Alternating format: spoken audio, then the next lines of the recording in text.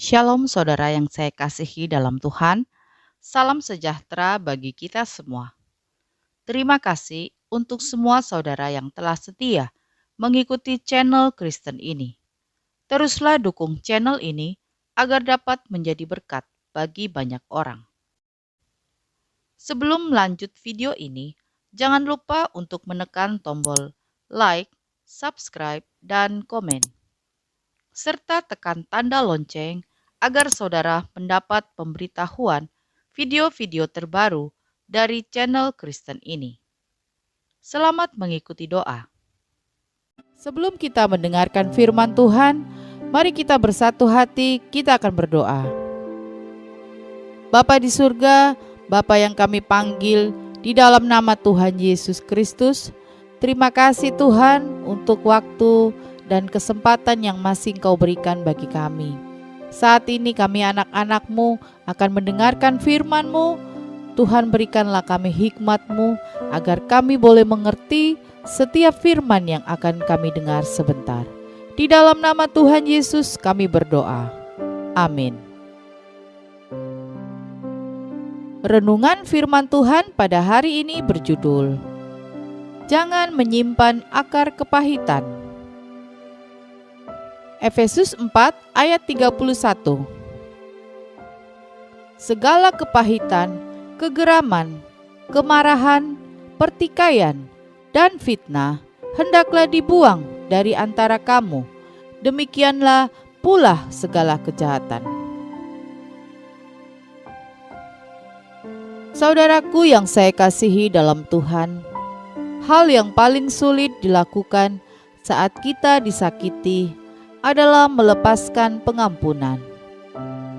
Jika hati kita sampai dikuasai dengan dendam yang kita simpan terus-menerus, maka akhirnya hal itu akan menjadi akar kepahitan bagi kita. Saat dikuasai oleh akar kepahitan, maka hati kita akan dipenuhi dengan kebencian. Kita akan menjadi sulit mengampuni, bahkan sulit bersukacita. Ingatlah bahwa firman Tuhan mengatakan supaya kita selalu dapat mengampuni orang yang bersalah kepada kita. Jika kita tidak mengampuni, maka Bapa di surga tidak akan mengampuni kita. Ciri seseorang yang menyimpan akar kepahitan yaitu mereka akan cenderung sering menyakiti hati sesamanya dan selalu memiliki pikiran yang negatif. Orang yang memiliki akar kepahitan cenderung menjadi masalah bagi sesamanya. Dan secara kesehatan, akar kepahitan pun dapat membahayakan diri kita karena dapat menimbulkan penyakit. Beberapa orang ada yang sakit sebab mereka tidak dapat mengampuni dan menyimpan dendam. Jauhkanlah hati kita dari akar kepahitan dengan memiliki kerendahan hati, di mana saat ada orang lain yang menyakiti hati kita, haruslah kita memberikan pengampunan, seperti halnya Tuhan sudah mengampuni kita. Dan jangan pernah saling menyalahkan, namun kita harus saling mengasihi. Pada umumnya, sangat sulit bagi kita untuk memaafkan pada saat disakiti. Namun kita harus belajar bersikap rendah hati dengan mengampuni. Mengampuni dapat membuat hati kita dipenuhi dengan kelegaan dan sukacita, sehingga tidak akan ada akar kepahitan di dalam hati kita.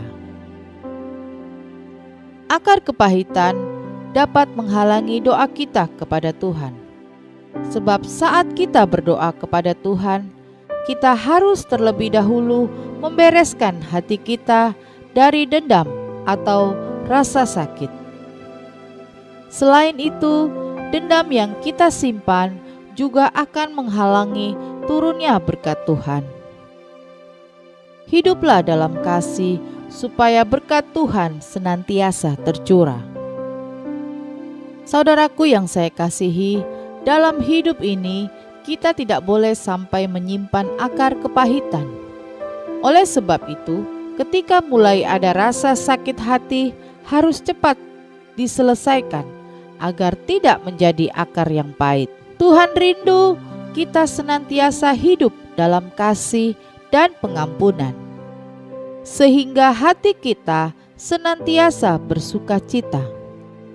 Jika kita sulit mengampuni, mintalah kekuatan dari Tuhan supaya memampukan kita untuk mengampuni sesama kita.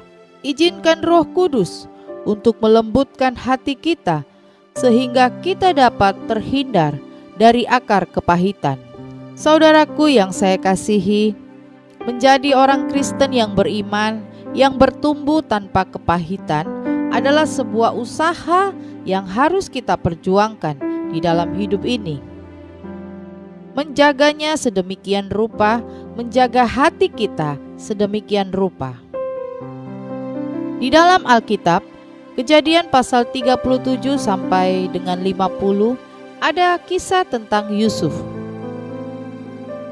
Yusuf adalah seseorang yang pada masa mudanya mengalami pengalaman yang luar biasa buruk dan menyakitkan karena saudara-saudaranya sangat membenci dia. Tetapi yang menarik, Yusuf adalah orang yang sungguh-sungguh dapat menjaga hatinya sedemikian rupa. Sampai akhirnya Yusuf berkata, "Memang kamu semua mereka-rekakan hal yang jahat bagiku. Kalian pernah merencanakan dan melakukan hal yang jahat kepadaku. Tetapi di atas semuanya itu, sesungguhnya ini adalah rencana Tuhan yang memang harus terjadi." Luar biasa bukan? Dan saudara-saudara Yusuf itu akhirnya menerima pengampunan Yusuf. Artinya apa? Artinya hari itu Yusuf menjadi satu pribadi yang sudah dipulihkan. Hidup tidak menjauhkan diri dari kasih karunia Allah dan dia bisa melihat persoalan yang pernah dia alami bukan dari perspektif dirinya, tetapi dari perspektif Tuhan. Itu yang kemudian menyelamatkan dia untuk tidak menjadi orang yang jahat saat kesempatan itu tiba dalam hidupnya. Dengan kata lain, Yusuf telah memilih untuk menjaga hatinya, menjaga cinta dan hasrat yang ada di dalam dirinya yang Tuhan berikan kepadanya untuk tidak dikuasai oleh dosa dan oleh nafsu kemarahan. Yusuf tahu bagaimana dia harus berkonsentrasi kepada cinta dan hasrat yang bisa membawa kepada langkah-langkah yang benar, bukan berkonsentrasi kepada peristiwa-peristiwa buruk di masa lalu, peristiwa-peristiwa yang menyakitkan yang pernah dia alami dan kepada saudara-saudaranya. Ini juga yang dilakukan oleh Yesus selama dia berada di dalam dunia dengan segala penderitaannya. Yesus sungguh menjaga hatinya dengan sedemikian rupa sampai di atas kayu salib. Yesus pun berdoa, "Bapa, ampunilah mereka, sebab mereka tidak tahu apa yang mereka buat." Saudaraku yang saya kasihi, mari kita mulai hari ini dengan hidup yang baru, dengan komitmen yang baru. Mari kita katakan kepada diri kita masing-masing, "Aku tidak mau hidup dalam kepahitan. Keburukan boleh datang kepadaku, tetapi aku tidak mau berhenti di situ karena aku punya Tuhan. Ada kebaikan Tuhan di dalam hidup ini yang harus aku pegang erat-erat. Kalau aku tidak bisa mengampuni, aku harus minta kepada Tuhan kekuatan untuk bisa mengampuni. Kalau aku tidak bisa menerima, beri aku kekuatan untuk bisa menerima." Mari kita menjadi berkat, bukan menjadi perusuh, tidak menjadi pencemar bagi banyak orang.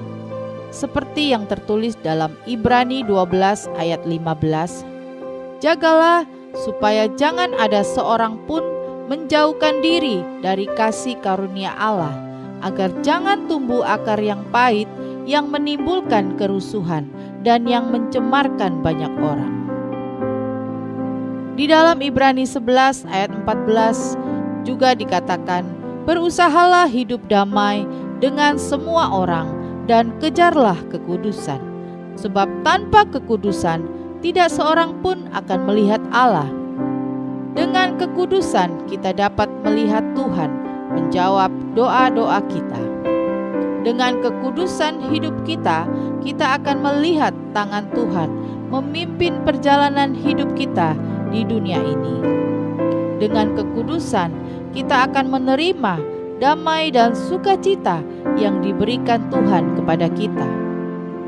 Sekarang pertanyaannya, siapa yang mau melihat Tuhan dalam hidup ini? Hiduplah dalam kekudusan. Jauhkanlah dirimu dari hidup menjauh dari kasih karunia Allah, supaya tidak tumbuh akar yang pahit, yang menimbulkan kerusuhan dan mencemarkan banyak orang. Mari kita bertumbuh tanpa kepahitan. Hidup kita akan tenang bersama Tuhan. Hidup kita akan penuh dengan damai. Kalau sampai hari ini masih ada hal-hal yang kita tidak bisa terima dari kejahatan orang kepada kita, hari ini kita datang kepada Tuhan. Tuhan memanggil kita untuk mendoakan musuh kita. Minta Tuhan memberkati dan melawat mereka. Dengan itu kita bisa bertumbuh tanpa kepahitan dalam hidup ini. Jadilah seorang pribadi yang selalu dapat mengampuni. Dan mulai hari ini, bebaskan diri kita dari akar kepahitan. Mari hidup dalam sukacita Tuhan. Amin. Mari kita berdoa. Bapa di surga, Bapa yang kami panggil di dalam nama Tuhan Yesus Kristus, kembali lagi kami datang di hadapan-Mu. Kami berterima kasih untuk firman-Mu yang telah kami dengar saat ini, yang sudah menjadi kekuatan bagi kami. Ajarilah kami agar kami boleh menjaga hati kami boleh selalu mengampuni orang yang bersalah kepada kami, agar kami tidak tumbuh akar kepahitan. Beri kami kekuatan dan kemampuan ya Tuhan, untuk bisa melepaskan pengampunan. Kami mau hidup damai dengan semua orang, karena ini adalah kehendak-Mu. Terima kasih untuk firman-Mu. Saat ini juga Tuhan, kami serahkan hidup kami ke dalam tangan Tuhan. Sepanjang malam hari ini, Tuhan sertai kami, Tuhan menjagai kami, Tuhan melindungi kami. Biarlah pasukan malaikat sorga berkeliling di atas kami.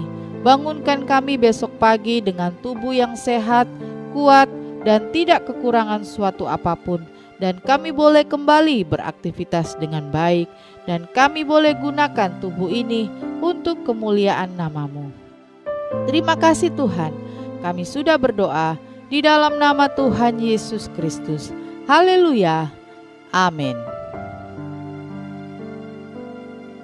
Puji Tuhan, saudaraku yang saya kasihi, kita sudah berdoa, saya percaya kita sudah diberkati Tuhan. Sampai berjumpa kembali dalam doa pagi kita besok. Selamat malam, selamat beristirahat. Tuhan Yesus memberkati.